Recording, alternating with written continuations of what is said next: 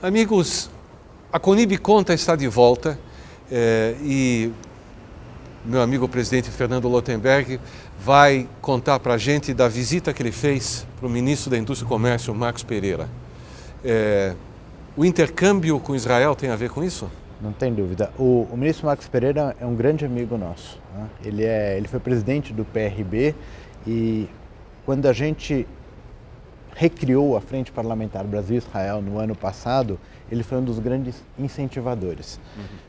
Ele já esteve em Israel inúmeras vezes, é um amigo nosso de coração e falou assim que assumiu o ministério que as portas do MDIC, o Ministério do Desenvolvimento, Indústria e Comércio, estavam abertas. Nós fomos testar se estavam abertas, fizemos uma visita a ele e procuramos ver, e essa é algo que agora a Câmara de Comércio Brasil-Israel, que é presidida pelo Jaime Blay, os consulados de Israel em São Paulo, no Rio, estão indo atrás, porque aí eu acredito que assim, não é mais o nosso papel cuidar do dia a dia. Nós abrimos as portas e depois a nossa comunidade tem uma série de instituições, vai cuidando das suas atribuições. Então, apresentamos ao ministro uma lista de atividades que podem incrementar o relacionamento bilateral, seja na área de comércio, intercâmbio de produtos, seja na área de serviços e tecnologia, e o ministro tem interesse em fazer uma visita a Israel para incrementar esse tipo de atividade. Então, a gente acha que também está no nosso papel, nós não somos uma embaixada de Israel, Israel tem a sua embaixada, nós somos o representante da comunidade judaica brasileira e essa é a nossa missão. Agora, o que a gente puder contribuir para que essas relações se incrementem, melhorem e a gente desfaça uma série de mitos que permanecem ainda com relação ao Estado de Israel, a gente procura fazer. É interessante que a visita a Brasília sempre tem, vamos dizer, sempre tem coisas interessantes para contar. Nós que pertencemos a um povo que valoriza profundamente a educação, claro que estamos preocupados com, vamos dizer assim, o andar da carruagem no Brasil do ponto de vista de educação. Eu acho que não podemos tomar aquela atitude com relação à economia, com relação a direitos trabalhistas ou previdência, mas a verdade é que se as pessoas que têm que votar isso não têm a educação, não têm a base, não têm a formação, tudo fica muito complicado.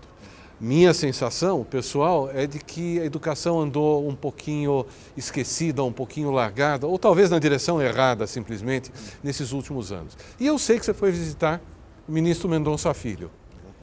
Exatamente. Como é que a Conib contribui nessa conversa? Olha, tem algumas questões na pauta. Quando a gente faz uma visita, a gente organiza uma pauta de assuntos. Não é uma visita simplesmente de cortesia, às vezes é necessário, mas a gente procura ir com objetivos e com itens já estruturados, de maneira que a visita seja produtiva e possa render frutos.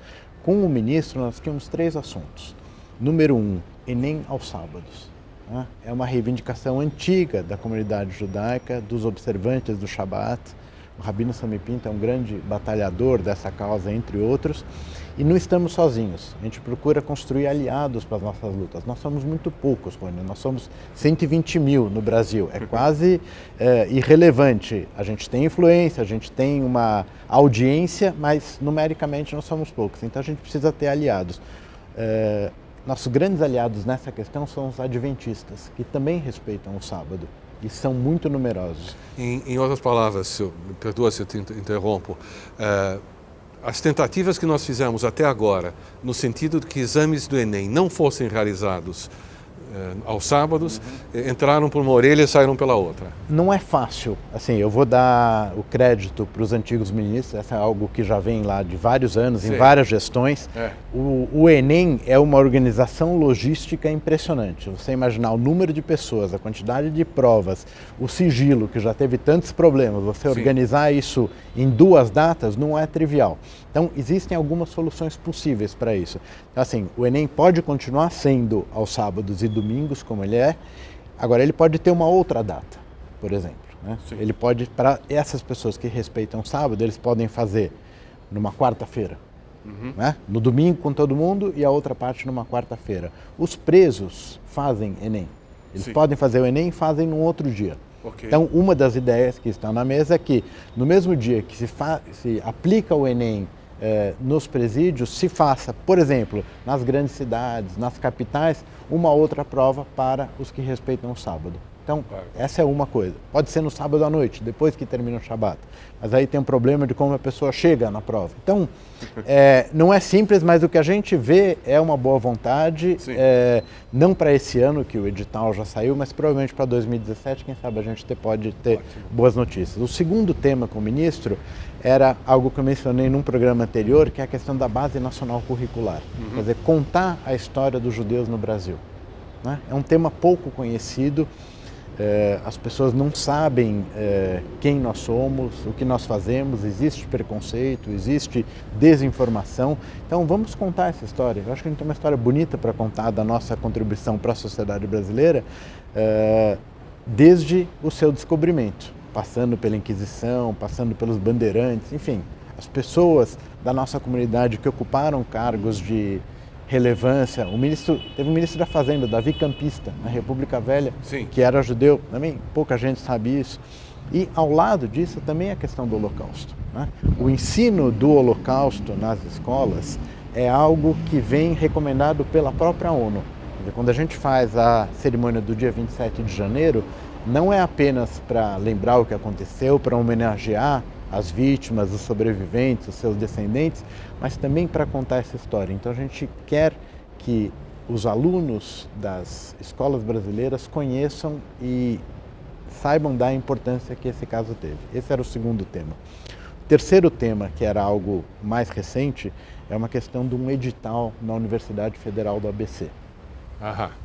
Que chegou a sair nos jornais. Exatamente. Tomamos conhecimento por uma professora que pretendia se candidatar a um cargo nessa universidade, que fica aqui em São Bernardo, e um dos temas constantes do edital eram regimes racistas, apartheid, nazismo e sionismo. Que absurdo. Uma coisa assim, tão chocante que a partir do momento que você tem uma denúncia como essa, você precisa traçar um plano de ação.